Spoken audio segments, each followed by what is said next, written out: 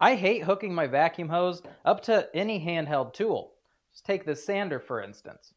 The corrugated hose is like a cheese grater on the corner of my workbench, and the weight of the hose makes it feel like someone is tugging on my sander. But what's the remedy? Its official term is called a boom arm.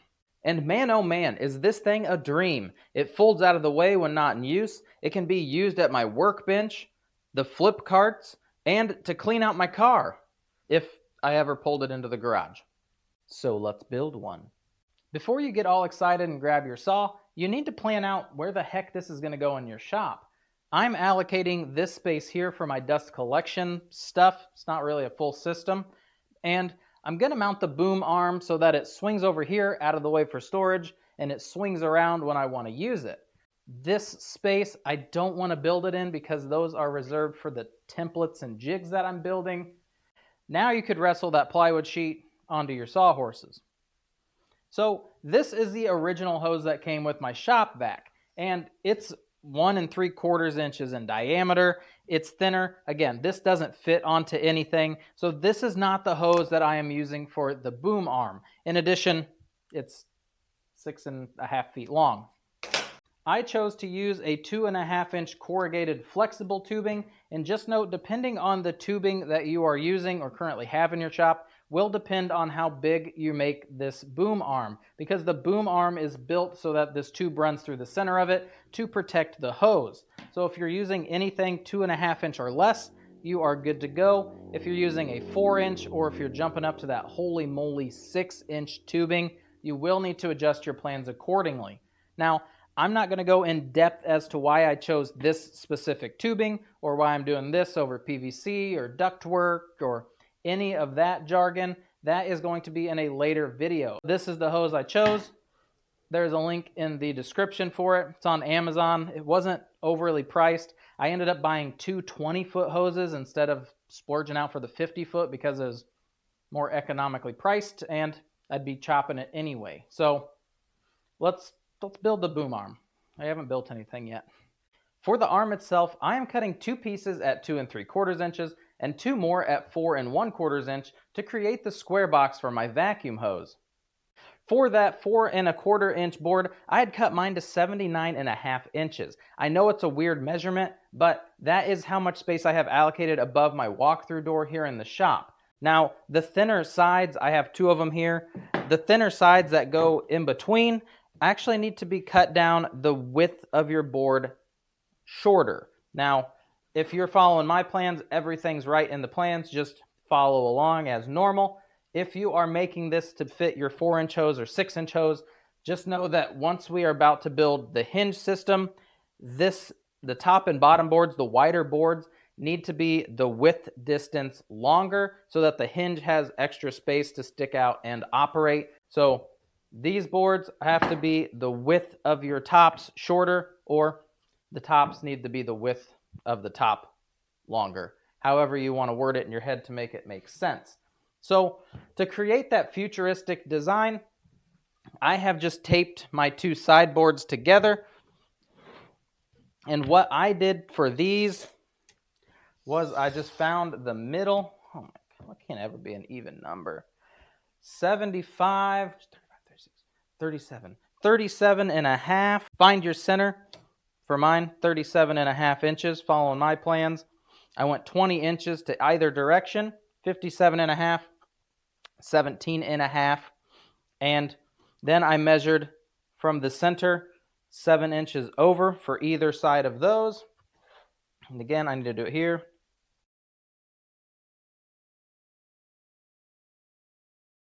Now, this center line doesn't matter to us at all. We are looking at these 2 outside ones. I just give it a gentle score in the center there.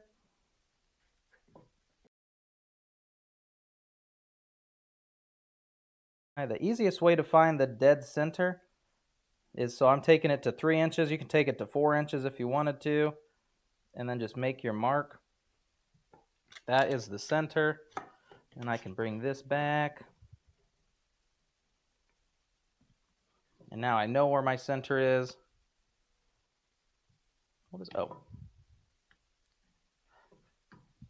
So as you can see, This is going to be one. This is going to be one. And this is going to be one. So for these, I have been using an 1.5" Forstner bit. I am cutting out the outside pieces just so I have a gentle, nice round over. Once I have those 1.5" holes drilled out, I do separate my boards because it's easier to use my jigsaw. So I do separate them, and then I just take a straight board and I'm making these lines here. So just line up some sort of straight board, draw your lines onto them, and we know that these are going to be removed. Now again, they're separated because it's easier to use my jigsaw, and I don't, if I'm off kilter, you know how sometimes your blade wobbles, it's going to be worse for the bottom piece if they're both together, and also it's harder to control them because it's twice the thickness it needs to be. Also, while using your jigsaw, put it at setting 0. That's so it doesn't move very fast. I only use metal blades when I'm working with plywood. Seems to cut everything much nicer. And this following the grain pattern is a good thing. And with these guys cut to perfection, we're going to move on to adding the hinge system to the back of our tops. So to get that started, what I am going to do, measure over our 4 1/4.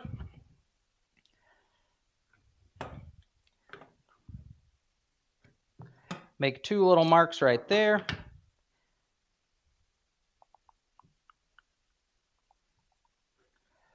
Find my center for here.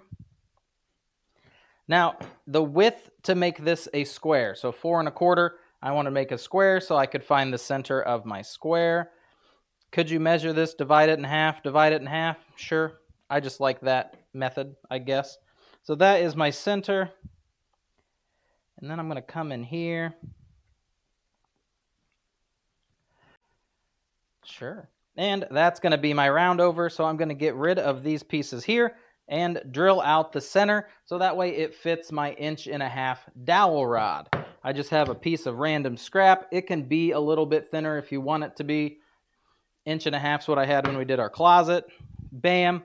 I just have to cut this to size, and then the hingey system will work. I'm going to quickly go over all of the pieces for the wall mount because I'm not sure what I've covered in the video yet. Now, these pieces here, this is the main hinge assembly for the wall. Now, 2 of them do not get the dowel centering spot drilled out. 2 of them do. And that is because one goes like this for the top. The other one goes like this for the bottom. That way when the dowel rod's in there, it can't fall out. It can't wiggle itself anywhere. These are sandwiched nice and tight together. It also gives me more support into the wall mount. Everything just mashes up and goes a little bit better. And then with these, wow, I really need to fix those lines because they are not close. Wall mounty piece itself, again, just rounded over the edges so that it kind of looks cool on the wall. And then 4 1/4 inch piece that I had left over because mine are not 8 foot long. Now, if you're making yours 8 foot long, just cut out another 4 1/4 inch strip and then cut these pieces accordingly. So that is the entire wall mounted piece. The wall mounting piece, I have just drilled out my hole and then rounded this over. I sanded the inside of this hole just so that this spun around freely. And in this one, well, it spins pretty good. It's a lot tighter in the pieces that it's going to mount to than these guys right here. I want it to have a little bit of play, but I don't want it to sag. So turns out I really shouldn't have sanded them much at all, but that's okay. So we're going to remove this tape and we're going to begin lining out where the screw spots go. After a few measuring difficulties, here we go. This is how you line up the screw spots on the top and bottom boards. Now, because I have holes in these, you don't want a screw to go and stick through this, and I don't want to use screws shallow enough that they won't stick through because they're not as strong. So I am strategically planning out where you want your screw spots to go.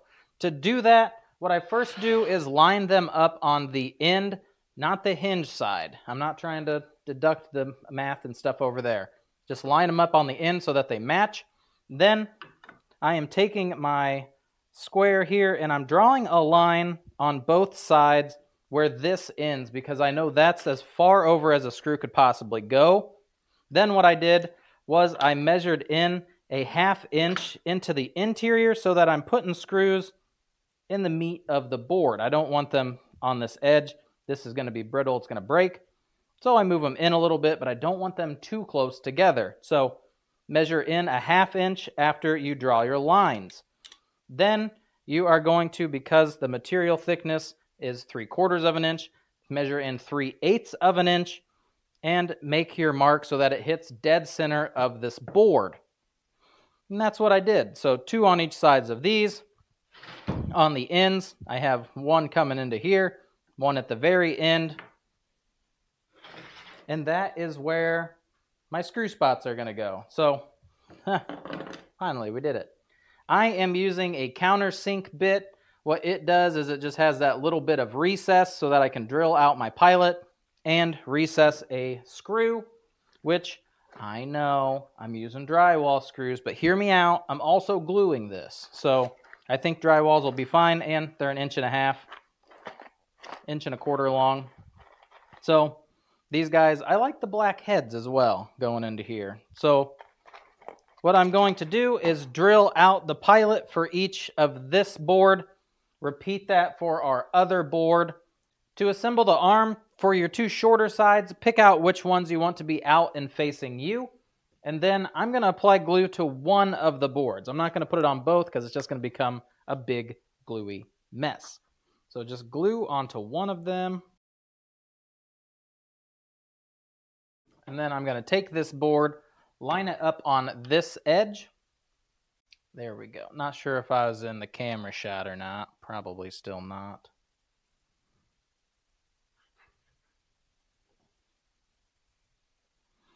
So line that edge up so it is nice and flat. And then again, I am using a 1.25 drywall screw. It's just what I'm using, guys. So sorry.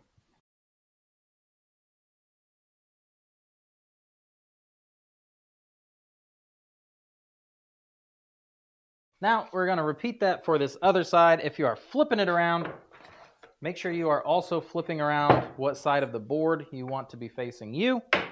So just like so, and repeat. Now before we go any farther, there is a step that I'm going to use the word overlooked, forgotten, did incorrectly, nay, just overlooked because we still have pieces. So the project's not done yet. Now this being the bottom, we have to have a way for our hose to actually leave the back of our boom arm. And I hadn't thought of that until I was looking at this one that I had built and noticed that, the hose leaves it. So the option I am going with is to take a 2.5 inch hole saw, set it to 7 and 12 inches centered, drill out both of those, remove the excess material the same way that we had actually created these elongated holes. And that way it gives the hose a gentle way to leave the back of my boom arm. You do not want to take a 2.5 inch hole saw, drill out a spot, and then force that hose to take a 90-degree corner. It's very bad on it. We talk about all of this in video 4. That's not what you want to do. You want to keep it gentle. So that is what I am doing. And whenever using a hole saw with plywood, cut down until you can see the arbor sticking out the bottom, and then drill from that opposite side so that way you get 2 nice clean edges instead of having one blow out. And then you're left with something that kind of looks like this. Then next step would be just to attach the top, and the arm is ready to go. To finish up the wall-mounted section, I was going to try to hide some pocket screws in here so you don't see them on the outside. I'm over it. It's not going to happen. But what I am going to do is take that pocket jig, put it so it's on the outside, screw for the outside hole, and the outside hole on the piece that does not have a hole drilled in it. For the piece that is taking the dowel rod, again, line up on the outside, screw to the inside one, screw on the inside one, and that's just so the screws don't hit each other and it creates a stronger joint. If you guys don't own a Craig pocket hole jig, you should pick one up. They're 30 bucks. Let's cut to a high action shot of it in use. Look at that, just like we're on the Woodshop Diaries. Now, she does all kinds of crazy stuff with pocket holes, and there is no limit to what you can and can't build. It's an easy way to get a joint. They're easy to fill. They're easy to put together. Easy all around. Great beginner project tool. With our pocket holes screwed into place, I cut this dowel rod down to 5.5 inches, and that is because this is 4 1/4, just for easy math, plus my 3/4, plus my 3/4. 5.5 gives it just a little bit of play room, so that way as moisture levels rise and lower in the shop, it doesn't swell up and get too tight to where the arm doesn't want to move, or heaven forbid it makes like a creak noise when I pull on it. I think that would be worse. So that's that. This board, the one that goes up against the wall, I had cut mine to be just 16 3/4. It was just a scrap piece I had left over from here. You could make it as big or as long as you wanted. And for this, I centered in at 8 3/8, plus my 2 1/8 and 2 1/8 to get me my 4 1/4. Rough measurement, plus 3/4 and 3/4. And I drew those lines on there so they were straight. Now, I am going to assemble this as I put the arm on, because I don't want these boards to be too far apart, and then it looks like this, which will inevitably mean that my arm is going to sag. So I want this to be, tight into here, looking nice. So these pocket holes I'm going to put to the outside, and they're going to the outside because I can at least hide one set of my pocket holes. This side will have to go to the outside as well. I was going to try to make it so this was easily unassemblable, but I don't care. If I have to remake this in a year and a half, that's fine. And again, the top board, the bottom board, I am going to screw on last, because that way I can put the arm in it, I can put the dowel in there, sandwich it on. You'll see I'm going to pilot some holes into these, just 4 holes, maybe 5, just so it anchors everything together, avoiding where that screw spot is. So these joints, I am gluing them for added strength. This baby is holding up quite a bit of weight. When you're working with plywood or any wood that you're putting into like an end grain, be sure that you are putting some glue on it. I'm going to let that set up for about 3 to 4 minutes. And you'll see it becomes from this milky consistency. You can see most of that glue's already gone because it's getting sucked into the wood. Now, if you didn't apply it and then reapply, what you're essentially doing is just starving the board of that glue you're trying to use, because it's getting sucked into the board and there's not going to be a lot of contact for the board itself when you glue the 2 pieces together. So give that just a minute or 2. I'm going to go ahead and just get this board started as well. And as you can see, it has begun to take the glue away. So there's very little glue contact here and here. Pretty soon the center will be the same way. So I'm going to reapply just a little bit more glue before I actually try to screw. More glue before you screw. That sounds naughty. Never mind. Forget it. Cut. Everything is straight and in line for this bottom board. So I'm going to just take that pocket screw and screw this guy into place. Hope he don't move around too much. Since I am going into plywood, I like to kind of just hand snug these screws up, because you can hear the wood kind of starting to crack. I don't want it to blow apart. So when I get to my first little crack noise, that's where I stop, and that is going to give me a very strong joint. And then we're going to repeat that for this top. Again, there goes my glue. I want it to be pretty tight, pretty sandwiched in there. Again, as it's hanging, it may get some slack. What am I'm going to hand do that? Okay. All right, everybody in place. Now, I'm going to take this guy, and he's going to get sandwiched on the outside. I can take this off. So here is the problem that's going to happen is my boards kind of bowed apart, and there's, not a great way to get them pulled back together. Now, what I am going to do is pop this board on, and when I'm all said and done, I'm going to drive a screw into the top and bottom, or 2 for each side, into the dowel. After I smash it together, then I'm going to screw this dowel into place, because this doesn't have to move, just this does. So as long as I don't put a screw into here, we're good to go. So for this, he is going to end up getting, had glue on it. He's going to get smashed up against here. So I'm going to put some glue on the back. Again, just avoid where that hole is at completely. Put glue there. Wipe this off, put it back on the bottom. There goes my glue joint. Watch it as it fails. You guys seen the video? It's hard to find. There's a video of a little duck and a little bird, and it's flying down this like hill, and that song's playing. And sadly, it hits the cliff, but it's a good video. Okay, those guys are in place. I'm going to just screw in those 2. I could just use some pocket screws in the top of this and anchor and suck everything together, but I want the screws to match this. So that's what we're doing. Matching screws. And these I'm just eyeballing.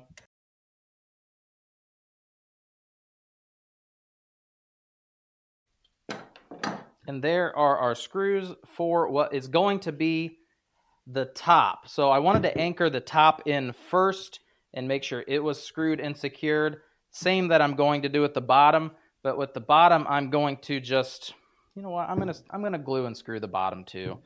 If I gotta take this apart, again, it's not that big of a deal to build this again, I guess. And then I gotta wipe some glue off when I'm done. But that's neither here nor there. Now, I'm going to find out, it doesn't really matter which one's the bottom and which one's the top, because they're both the same. Pop the hinge system together, insert your dowel.